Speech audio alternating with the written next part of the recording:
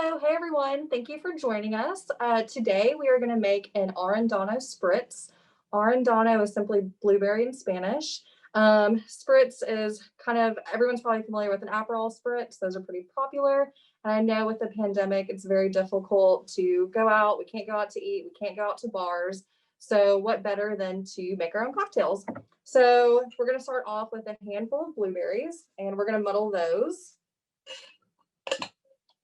in a cocktail shaker. All right, and we are going to add a 1/4 ounce of lemon juice. The recipe does call for fresh lemon juice, which you're welcome to do, but also we use the Neely and Joe's lemon juice. It's delicious. It's $6. They have a lime juice too. Great. We don't have to squeeze lemons or anything like that. Next, we're going to do the Trace agave nectar. This one is going to be $9.49, but we also have other products too that you could use. If you have a bar spoon available, this is typically going to be a teaspoon. So we're just going to add a teaspoon of the agave nectar and maybe a little extra to sweeten it up a bit. All right, now we're going to add ice.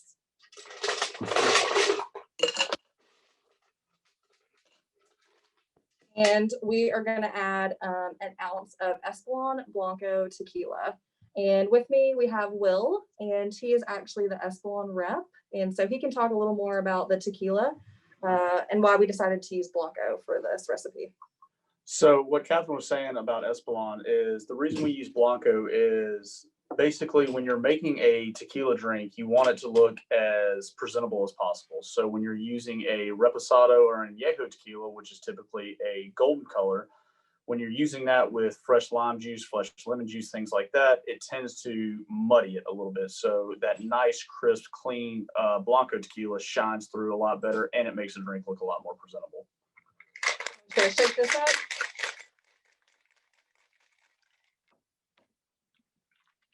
Might need you for this. Perfect. And we are gonna strain this, and we're using a champagne flute. And typically this does call for you to double strain just to where you don't get any of the seeds or the pulp of the blueberry in there. If you want to use a double strain, that's no problem. If you like it with a little bit of that pulp in there, there's, it's to each their own. So you can also add a couple frozen blueberries in there if you want to kind of keep the drink cold while you're drinking it without diluting it with ice. It's whatever you choose. And we are going to top this off with some Prosecco. Prosecco is basically just an Italian sparkling, usually inexpensive, usually on the more off-dry style. So you could use a Prosecco, you could use a Cava as well. And we're just going to top it off. And add a couple of fresh blueberries. And there you go. And you can switch this up. You can do cranberries if you want to do muddled cranberries. You can use the blueberry as a garnish. You can do a lemon as a garnish. And you can add more tequila if you want. So the fun thing about cocktails from your house is you can really adjust the ingredients how you see fit. I think that's really about it. Yeah. I hope y'all enjoyed this cocktail. Hope you stop by and see us at Buster's here soon. All these ingredients are here available for purchase whenever you come in. So until next time, sit back and enjoy a tour of American Impressionism. Awesome. Thank you. Thank you. Hey guys, how's everybody doing tonight? Thanks so much for joining us for our third Culture and Cocktails virtual edition. Can you believe we're still doing this? I'm so glad to be in here in the galleries with you all tonight virtually to talk about our newest exhibition, America's Impressionism, Echoes of a Revolution. This is a beautiful exhibition that we've organized here at the Dixon with our friends at the Brandywine River Museum of Art and the San Antonio Museum of Art. So we're super proud of it. We've been working on it for a long time. It's been through all the ups and downs of COVID, but I'm just thrilled to have it here on the walls. But before we get started, I just wanted to thank everybody for your membership this year. I know 2020 was a year where we couldn't all gather together, but many of you I know have come here, and this has been kind of a place of solace and joy for you throughout the pandemic. And I know that that sense of joy will continue through this exhibition because it's just so beautiful. So thank you for continuing your support. It means so much to us, and I just can't wait until we're back here in the building all together having a cocktail and getting some culture. But until then, this is a fun way to be with you all. So America's Impressionism, this exhibition, focuses a lot on landscape painting. There's some beautiful landscapes, but there's also a good selection of figure paintings in this exhibition as well. And I thought it would be fun to look at those and look at the people in those paintings and what they're wearing. Some of you who are joining us tonight might be members of our newly established Fashion Council. So I'll be looking a little bit at what people are wearing in the paintings that were made by American Impressionists. So I think it's going to be fun. Come on in the galleries with me and we'll get started. So one of the great things that exhibitions can do for us is kind of change our perception on certain artists. I'm standing in front of a painting by William Merritt Chase, who's actually never been one of my favorite painters. I don't know what it is about him, but I've never necessarily connected with the idea of Chase. So sometimes it's like William Merritt Chase. It can be kind of, I don't know, kind of fancy sounding sometimes in some of his work. I don't know, maybe I've never studied it enough. But we have two beautiful paintings by Chase in this exhibition, and it's kind of made me rethink him a little bit, and I think that's a good thing. This painting is called An Early Stroll in the Park. It's from 1890, and we're looking at a woman walking through Central Park in New York. So this is the Bethesda Terrace. You may recognize it from any number of movies or episodes of Law and Order. But we have this woman walking by herself in the morning through Central Park. That would have been a very feminine leisure activity. Okay, so women of us who had the time and the inclination could take these kind of pleasure strolls through parks like Central Park. So this woman is, it's early morning. We've got the dappled sunlight coming through, filtering through the trees, and Chase has just captured that really beautifully here. And here's our woman. So it's probably summertime. She's wearing a white cotton promenade dress. So a dress that's made for walking. It's got a little bit of a shorter hem, so you can see just a little bit of her shoes peeking through it. And it probably would have been made of a cotton muslin or cotton piqué fabric. And she's got the puff sleeves that were all the rage at the time, that were kind of popular in that moment.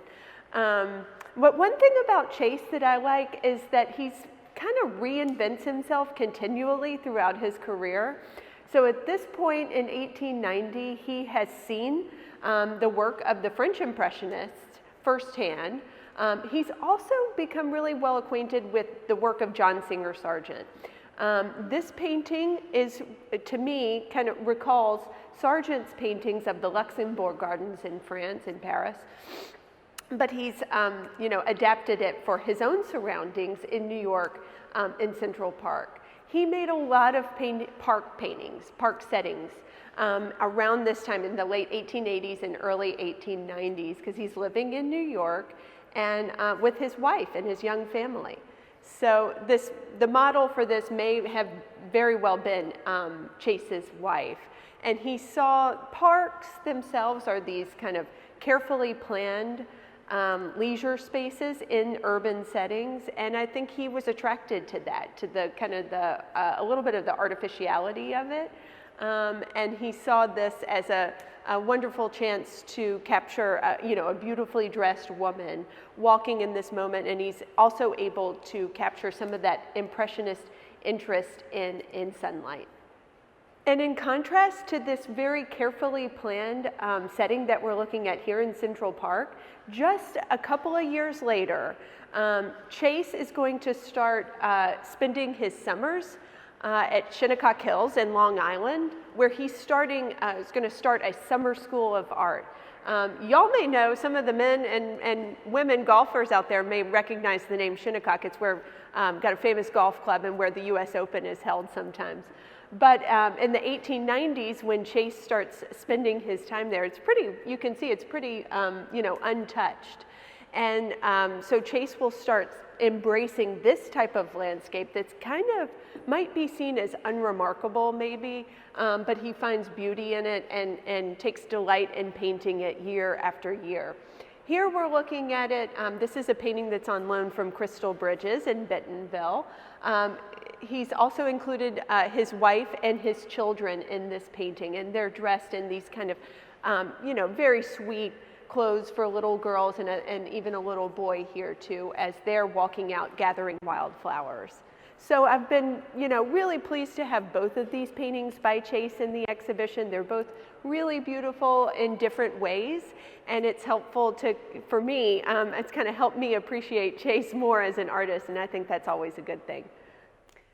I think it's always great to see familiar faces or familiar artists in exhibitions, in our temporary exhibitions that we bring here to the Dixon. This painting is by an artist that we know fairly well here, Maurice Prendergast. We have 2 watercolors by Prendergast at the Dixon, and they're on view, most of the time. One of them is a small watercolor of a woman drinking tea at a cafe in Paris. So I think that one pretty closely relates to what we're looking at here, although there's about 20 years that separate them.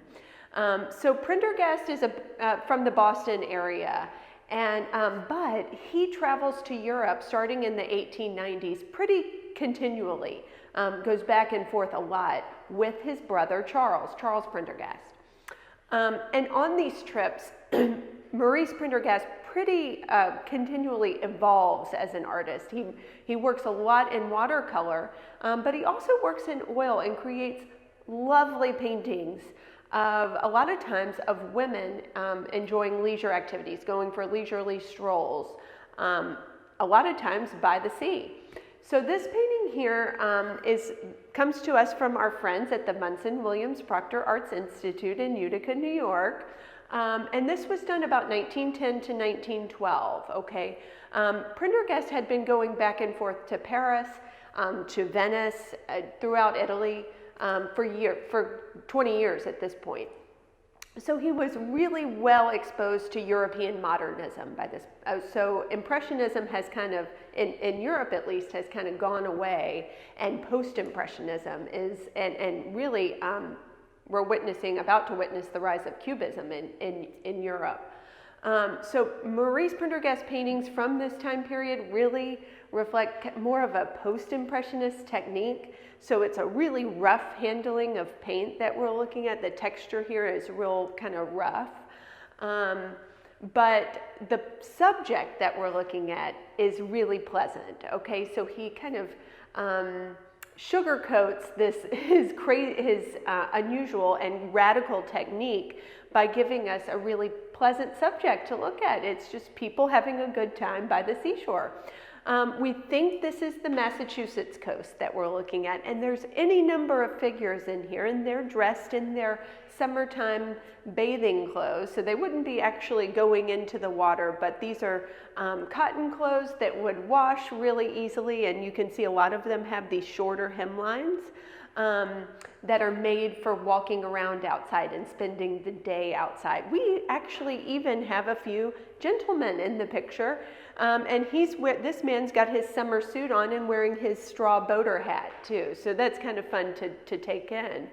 But it's all painted in Prendergast's really, radical technique. If you get up close to this painting, and when you get here, when you come to visit the show, you really can. It's pretty quiet around here. You'll see that he actually lets the paint drip down on the canvas.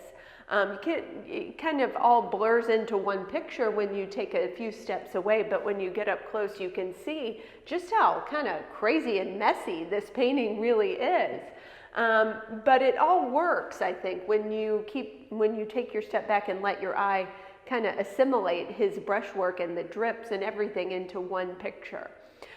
So I think that's also something special about this. And the paint is layered so well on the canvas and so thickly, it's almost like if you took your fingernail and scraped the painting, which you wouldn't do, would you?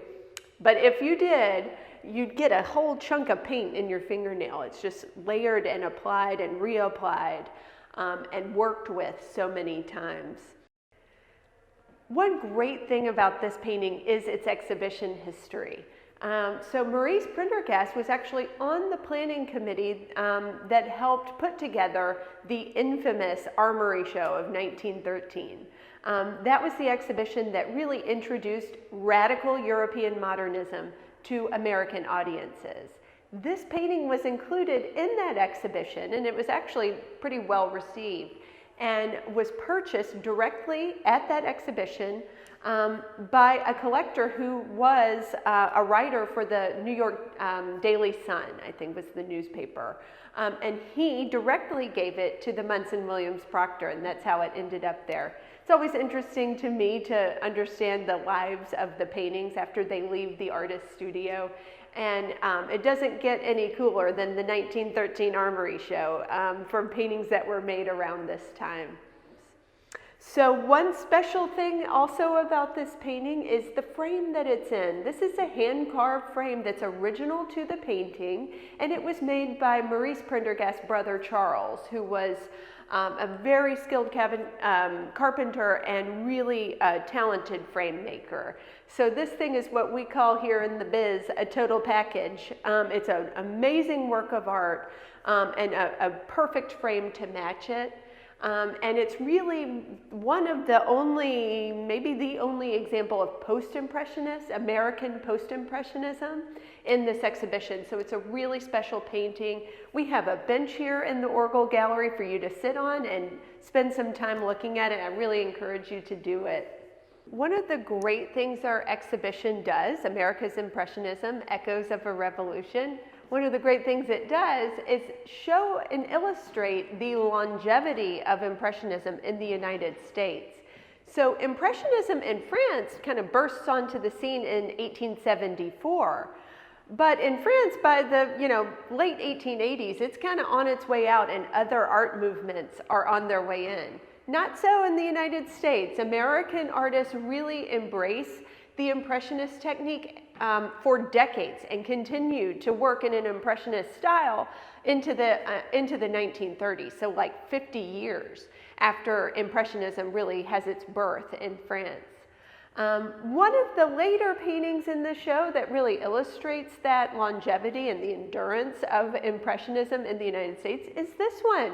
And some of you very loyal Dixonians may recognize this painting, and if you don't recognize it, you might remember the name of the artist. This painting was made by a Southern artist, Helen Turner. We had an exhibition of Helen Turner's work in 2009 that was just a very special exhibition for us. And this painting was in the show. It comes to us from the Detroit Institute of Art and is one of her masterworks, okay? So this is Flower Girl that was made in 1920. So here we are, more than 40 years after Impressionism starts in France. But in the United States, we're still going strong with it. And Helen Turner is a great practitioner of the Impressionist aesthetic. She's from New Orleans, raised in New Orleans, but does a lot of her work in a town called Cragsmore, New York, and it's in the Catskill Mountains. It's a kind of a nice, picturesque mountain retreat, but it was home to a pretty substantial art colony. So Helen Turner worked there, Charles Courtney Curran worked there. That's another artist that we've done an exhibition on here. And Helen Turner's paintings, though, are just so beautiful. And when you get close to them, you can see how she's working in that Impressionist style. So it's kind of quick dabs of color, quick dabs of paint that form, when you take a step back, a really beautiful, lush garden image. A lot of these paintings, like this one, The Flower Girl, were made on the front porch of her home in Cragsmore. And this model, this young girl, appears in several other paintings by Helen Turner that were made around this time. So here's the porch, where just to give you the lay of the land, here's the porch right here, and the framework of the porch really kind of blends in with the landscape behind it, with the trees and the wood behind it. And she set up this little table with flowers on it and these tall vertical vases. Actually, this is a very vertical painting. Everything kind of goes upward. So we've got the vases, the tall flowers, the tall girl, and the trees behind it.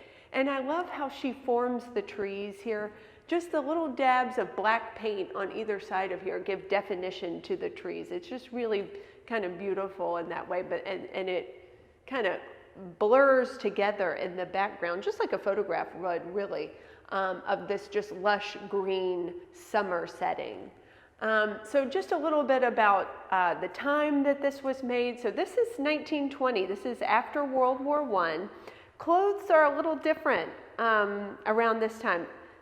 During the war, wool and other fabrics were in high demand from the military, so the government really limited what people could buy for their own clothes. So if you don't have as much fabric, your dress is going to be a little shorter, right? And a little slimmer, not as full. So that's where we start to see our girls' hemlines of their skirts come up a little bit. And the fabric gets looser and simpler. So this young woman is wearing kind of a simple, loose silhouette that would come to really define, with that kind of loose waistline, that would come to define women's fashion in the 1920s. She's also got this kind of wide collar, kind of sailor-like collar that was really fashionable at the time. Kind of a funny thing, this painting, this was a very important painting for Helen Turner. She showed it at the National Academy of Design in 1921, where a critic wrote about it, and I feel kind of bad saying this, like I'm almost gossiping about this girl. A critic called her small-featured, kind of unremarkable girl, but he said that Helen Turner painted her with great insight. And the painting was purchased directly from that exhibition for Detroit, for the Detroit Institute of Arts, where it's lived ever since. So it's great to have this painting back in the building. It's beautiful, beautifully painted, got a nice thick texture to it, and all of her brushwork, like I was saying, it's a vertical painting. All of her brushwork feels long and vertical. So I think it's a fun one to refamiliarize yourself with if you came to our 2009 Helen Turner show, or just meet for the first time. And it is a great kind of ending to the exhibition to show and illustrate how Impressionism lived for a long time in the United States. So that's our tour. That's our exhibition. It's a great show. I encourage you all to come see it. If you come by, let us know. We'd love to see you, say hello, tell you a little bit about the show. We'll do it from a safe distance. But again, as I said earlier, we miss you all. We thank you so much for continuing your support of the Dixon. Your support allowed us to bring this exhibition to Memphis, which at one point at the beginning of COVID, we had no idea what January 2021 was going to look like. But I'm just so happy we have this show. It's beautiful. It's kind of a little bit of an escape, I think, in a lot of ways. It's cold outside. You can't go anywhere. It's nice to have a bunch of pleasant paintings to look at. So I hope to see you all here soon. And let us know when you come by. And thank you again for all you do for the Dixon.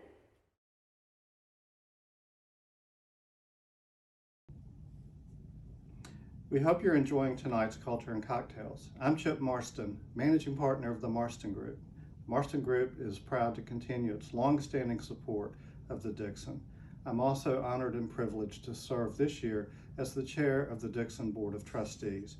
And I'm happy to tell you, in the last year, our Dixon family has risen to every challenge brought about by the pandemic. And the results are exceptional. The gardens are open, the galleries are open, and they're safe. And I think you'll agree that our virtual programming has reached new levels of creativity and engagement. As we say, it's always a beautiful day at the Dixon, and these are exciting days as well. So I hope to see you very soon in person at the Dixon. All right. Hey. Hi.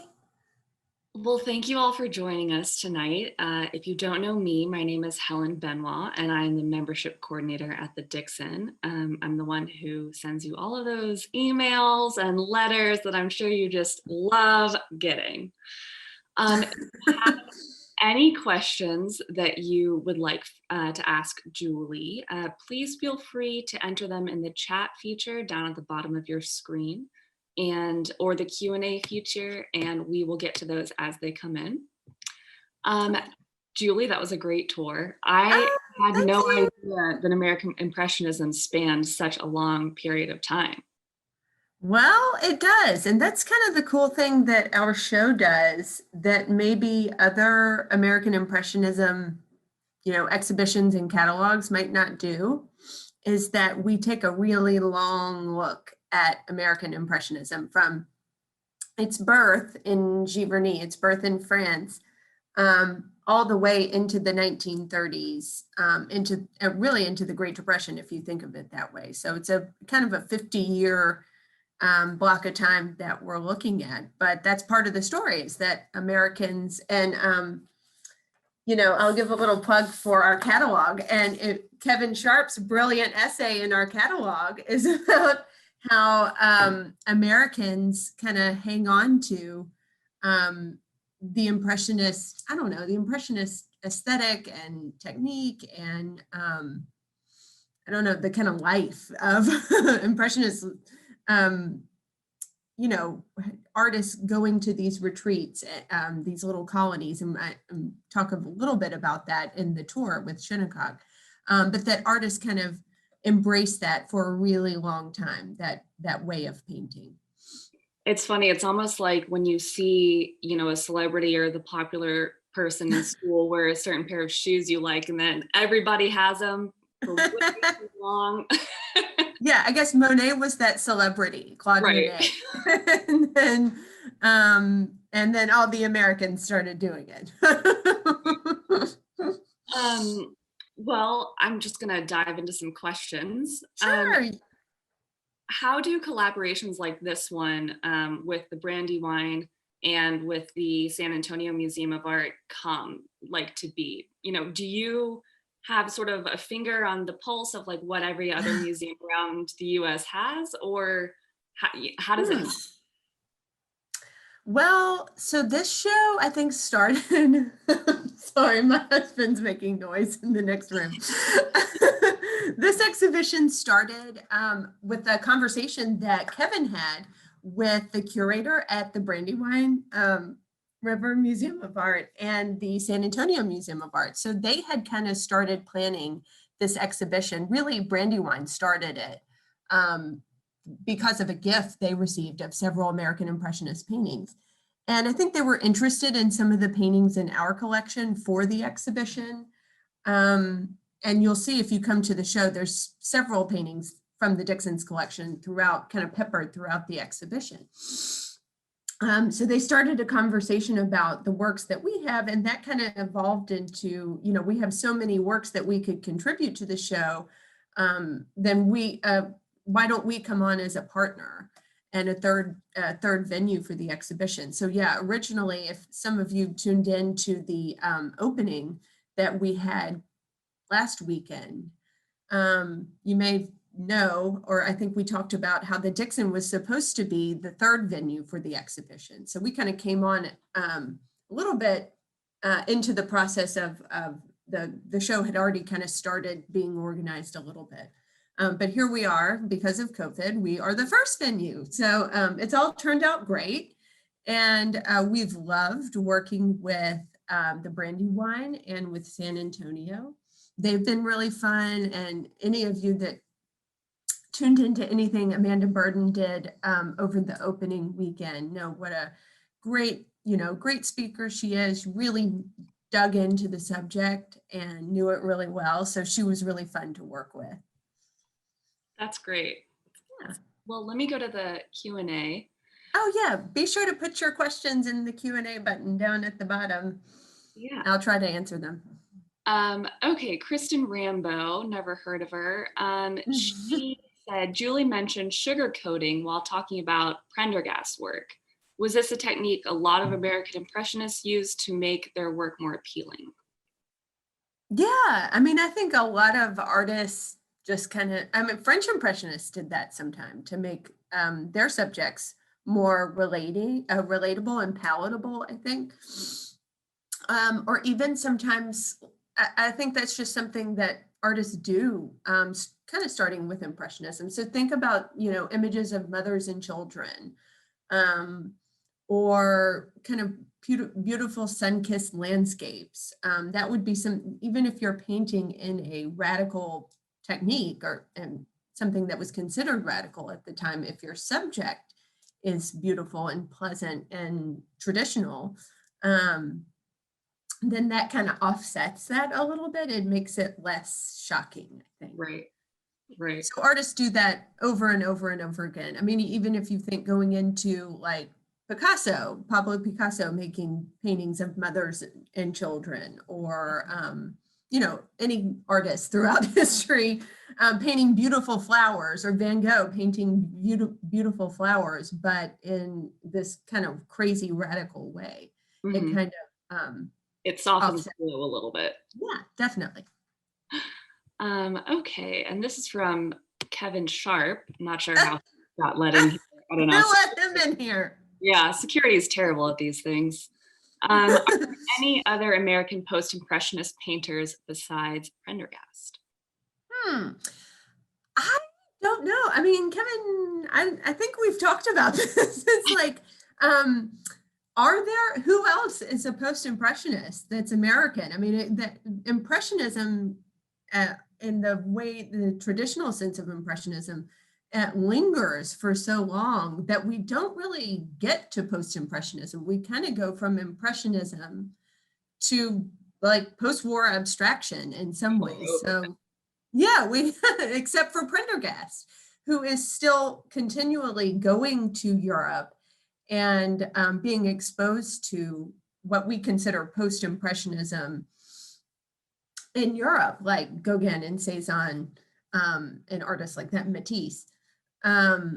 But the bulk of American artists, even after the Armory Show of 1913, are still kind of working in what would probably be considered either an impressionist style or a completely modern style, like heading toward abstraction.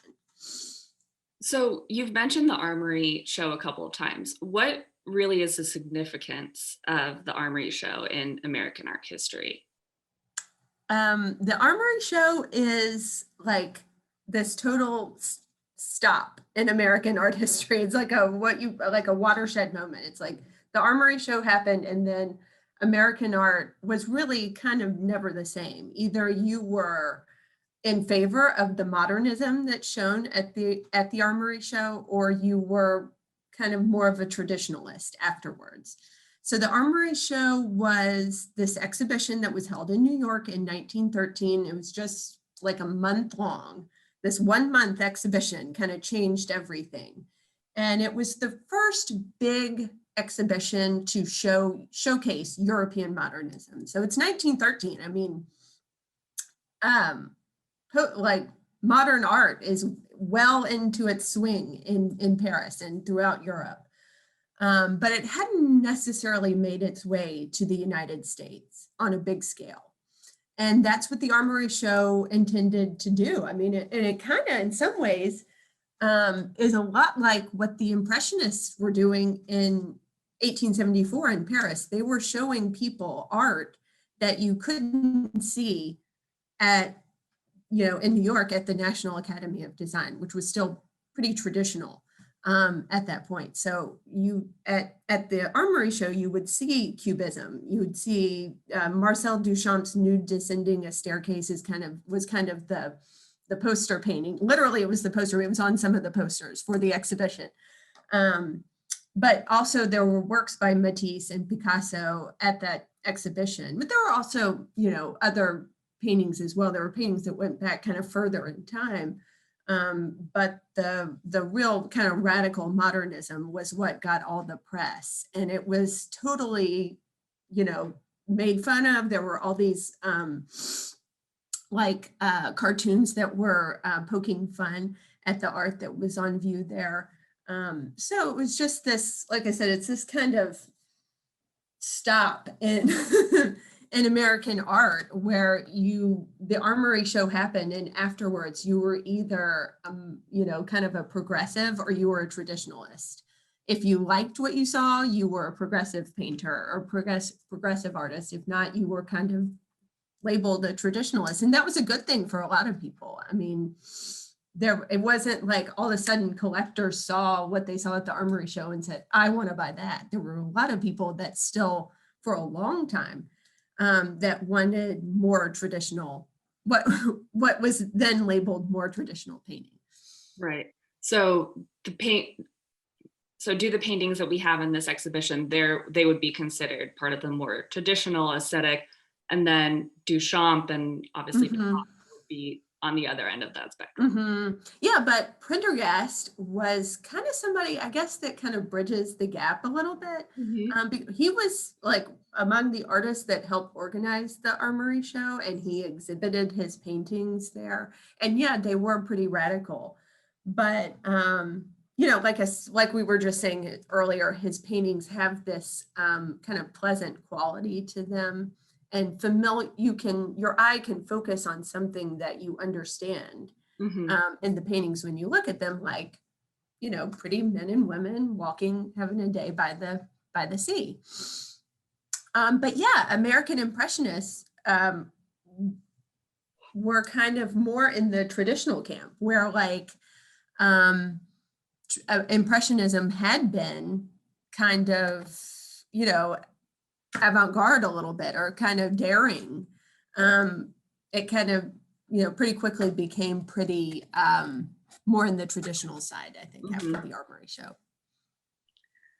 Okay, well, sort of, going along that trailblazers thread, there are quite a few female artists in this show, which is great. And many of them were painting around 1920, which, for those of you who don't know, is when the 19th Amendment was ratified, giving women the right to vote. Helen Turner is one of the artists that you spoke about on the tour. And I personally thought it was really interesting that, she does the Impressionist technique in the background, but the face of her subject is so clear. It's almost like her face has been face-tuned. But how are these female Impressionists taking the 19th Amendment and sort of applying it to their work, or how are they letting it affect their work? That's a good question. And yeah, I forgot to mention in the video that that painting by Helen Turner that we saw was made the summer that the 19th Amendment was ratified. So it was right at that same moment. And I don't know that women gaining the right to vote really, affected their technique so much, but maybe more the representation of women in art changed, and the visibility of women artists changed. So in Helen Turner's case, so that painting that we looked at was shown at the National Academy of Design, but pretty soon afterwards, in the next year or so, she was elected a national academician at the National Academy of Design, and she was only like the fourth or fifth to receive that honor. And after that, you start seeing more and more women, getting these awards, or getting the attention they deserve, or getting the respect that they deserve by being elected to things like the National Academy of Design. So maybe it's the visibility, but also representation of women. Okay, so like not just what they're wearing. So the girl in the Helen Turner painting has this kind of modern outfit on, right. But in terms of her, her pose, whatever, it's still pretty traditional.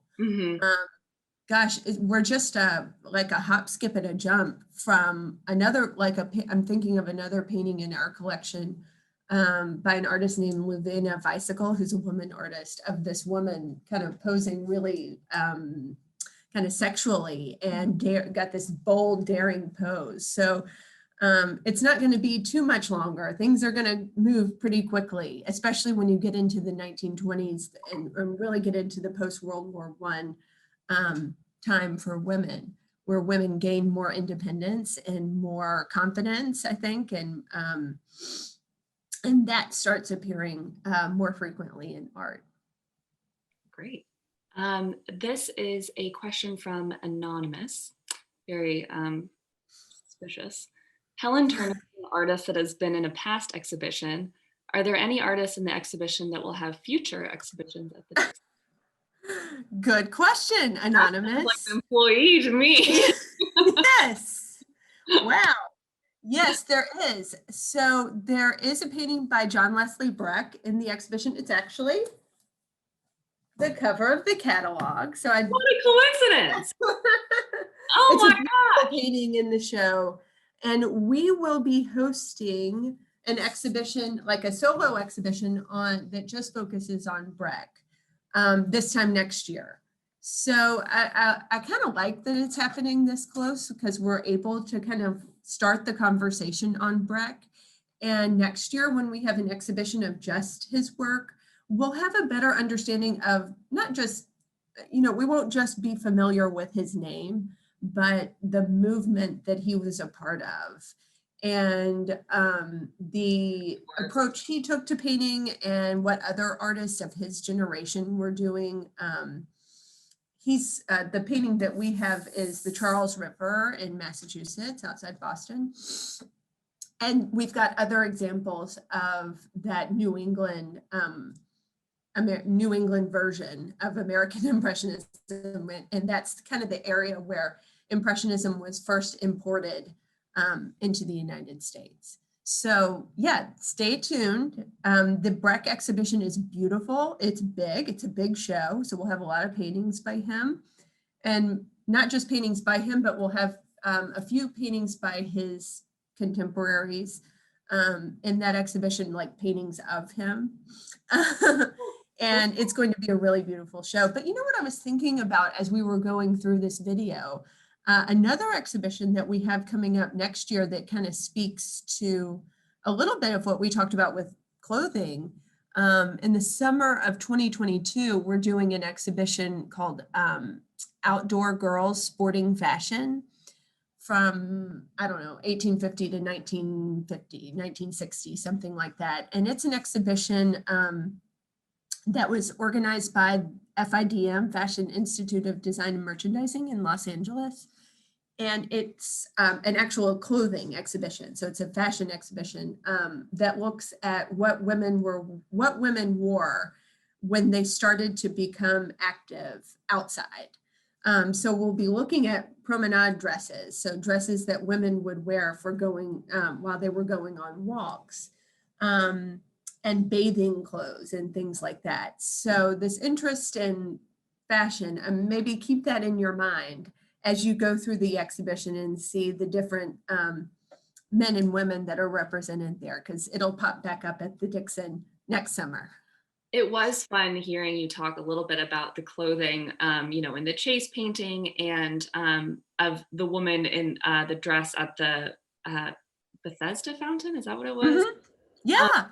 You really want to see a picture of it, which obviously you're seeing a painting, but I wanted to see a picture of it and see how it moved and sort of, more details about it. So that'll be a fun exhibition to see. Yeah, that's cool. Yeah, I like that. The Chase painting, the cool thing about that is it is so, there's a lot, it's almost like looking at a picture, like a photograph in some ways. It's so clear, so clearly painted that you can almost imagine her taking her steps, across by that fountain in the park. Yeah. Mm-hmm. And you can almost hear the water in the fountain and hear kind of the ambient noise that's surely going on around her. Yeah. Probably talking about her dress. People Yeah. Well, speaking of Chase, Kevin has another question. Thank you for all these great questions, Kevin. What do you have against Chase, Julie? Apart from his 3 names. You feel the same way about John Singer Sargent. I kind of tend to make fun of American artists because they always go by 3 names. So like William Merritt Chase, Julian Alden Weir. And if you go through the show, Really inferior because they're American, so they're I trying don't to know. Yeah. John Leslie Breck. Yeah. So it's all these artists that go by 3 names. I don't know if that's why I don't like him. No, I don't think so. I don't know. I'm Charles Courtney Curran. Good job, Chantel. I don't know why I've never, like, he's just, for whatever reason, never been one of those artists that I'm like, yes, Chase. Yeah. I want to learn about Chase. But I did love the painting by him that was in the For America exhibition we had this summer. And I love the early Stroll in the Park painting that I talked about tonight. That painting's in a Southern collection. It's at the Montgomery Museum in Montgomery, Alabama. But yeah, so I think I just maybe I need more exposure to Chase, but I'm heading in the right direction with him. Well, that's good. You're not, you know. No, I'm not going the other way and all of a sudden hating him. You also mentioned that Helen Turner is a Southern artist. Mm-hmm. Going back to Turner, is she the best painter ever to come from the American South? That's also that's a tough question. I don't know. I mean, it kind of depends on what you mean, what you consider the South, I guess, in some ways. And I don't know. That's a tough question. I love Helen Turner's work. I think it's really great. And she's an artist that I'm really proud that we did that exhibition, because she's an artist that kind of pops up here and there in the market, mostly in auctions in New Orleans, but you see her work in other places as well. But she really deserved the deep dive that we did when we did that exhibition in 2009. And we still, hear people that talk about that exhibition from time to time. And I don't know, it was just a really positive project. And now I'm really glad, and I think Kevin was the one that really suggested bringing her work into the America's Impressionism exhibition. And it's important to get her name into the larger conversation about Impressionism in the United States. So I'm proud to have her work in the show, not just because she's from the South, because really she is a Southern artist and does a lot of work in New Orleans, but she's really, spends a lot of her career in New York and in New York City, but also at Craigsmore, at that little artist colony that had popped up there. Mm-hmm. So that really had more influence on her works, obviously, than maybe being from the South. Mm-hmm. I don't know. Yeah. I mean, I think she definitely, Craigsmore and the camaraderie that she had with other artists there was really important to her career. Yeah. And being in New York and kind of being exposed to the art that was there was really influential for her. Great. Well, anonymous attendee wants to know if either of us made the featured cocktail. That's a good question. Oh, you did. Good for you. I did. It's delicious too. Anonymous, I did not. I try not to drink on Wednesdays. That's sad, but we'll have culture and cocktails on Tuesday. Is that what you're saying? Thursday through Sunday. I'm good. Yeah. Okay, great. Well, if you have any more questions, please put them in now, because I'm going to start, maybe ask my last question unless anything else comes in. Sure. Why is it that American Impressionism happened in localized communities or artist colonies like in Connecticut, Pennsylvania, or New York? Mm-hmm. Why these communes? of? Well, I think that's something that kind of starts, maybe American artists pick that tradition up when they're in France, when that first generation of American Impressionists is in France, like in the 1880s and 1890s. So where is the kind of the starting point for our exhibition? It's Giverny in France, where Claude Monet was. And there was Monet was there, but there were other artists there as well. And it was like a little artist colony. There's another town called Gray that's at the southern edge of the Fontainebleau forest. That was another artist colony there. And Barbizon itself, actually going back in time, was the village of Barbizon was a little artist colony. So it's this kind of tradition of artists wanting to escape the urban setting that they're in, whether that's Paris or going over to the United States, New York or Boston or San Francisco or whatever, and having this place where they go as a retreat to get away from the noise that would have been surrounding us at Central Park and the Chase painting, and have the space to have your mind get open and also look at beautiful scenery and use that as inspiration for your paintings. So when the artists, who were in that first generation that went to France, like Theodore Robinson and Metcalf, when they come back to the United States, of course, they have their home bases in New York or Boston or Philadelphia, but they also have summer retreats, summer places where they go and set up these little summer schools of where they would take informal or formal students at places like Theodore Robinson in Cos Cob in Connecticut, or eventually Chase on Long Island at Shinnecock Hills. And then, going across the country, if you go to places like Monterey in California, that also had a really vibrant, was a vibrant artist colony. And that tradition kind of keeps going for a long time. If you think of like Gloucester and Massachusetts or Provincetown, those were coastal communities that had really, vibrant and avant-garde artist communities going into, the 1940s, 50s, 60s.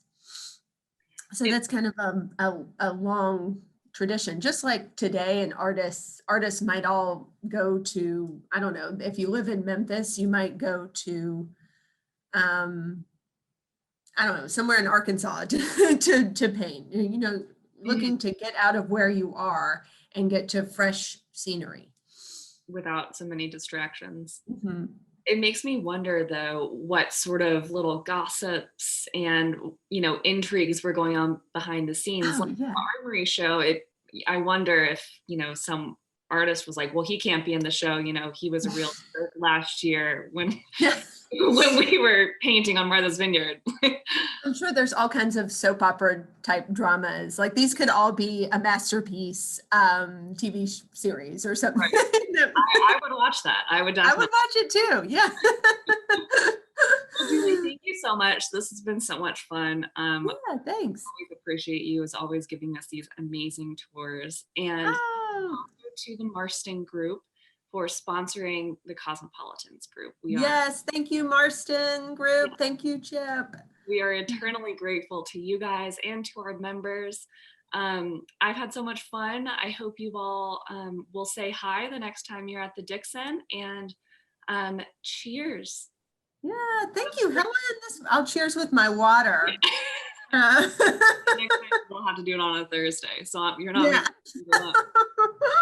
This was fun, Helen. Thank you so much. Thanks, guys. Yeah. Really appreciate y'all joining us. Yeah, thank you, guys. Have a good night. Bye.